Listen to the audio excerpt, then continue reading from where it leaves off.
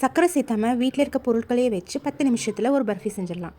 ஒரு பேன் எடுத்துக்கலாம். அதில் 1 கப் அளவுக்கு பொட்டுக்கடலை சேர்த்துக்கலாம். நான் வந்து 100 கிராம் அளவுக்கு பொட்டுக்கடலை எடுத்திருக்கேன்.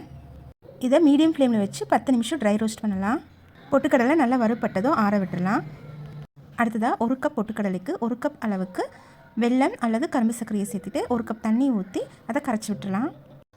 வெல்லம் கரையிற அளவுக்கு தண்ணி சூடானா போதும். நம்மளுக்கு வந்து பாகுப்பதமெல்லாம் தேவையில்லை. வெல்லம் ஃபுல்லாக கரைஞ்சதுக்கப்புறம் ஆற விட்டு அந்த தண்ணியை வடிகட்டி எடுத்துக்கணும்.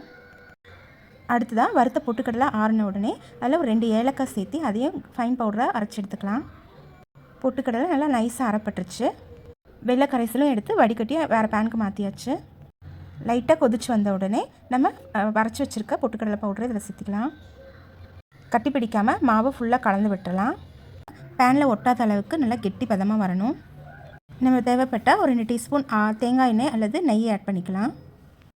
இந்த மாதிரி கெட்டியாக வந்ததுக்கப்புறமா நான் ஒரு பிளேட்டில் இதை ட்ரான்ஸ்ஃபர் பண்ணிக்கலாம். அந்த பிளேட்டில் வந்து நெய் அல்லது தேங்காய் எண்ணெய் அப்ளை பண்ணிவிட்டு அதுக்கப்புறமா இதை ட்ரான்ஸ்ஃபர் பண்ணிக்கோங்க. சூடு ஆறுனதுக்கப்புறமா நம்ம பீஸ் போட்டு தனியாக எடுத்து வச்சுக்கலாம். நீங்களும் ட்ரை பண்ணி பார்த்துட்டு எப்படி இருந்துச்சுன்னு கமெண்ட் பண்ணுங்கள். இந்த வீடியோ உங்களுக்கு பிடிச்சிருந்தால் லைக் பண்ணுங்கள், சப்ஸ்கிரைப் பண்ணுங்கள், ஷேர் பண்ணுங்கள். தேங்க்யூ.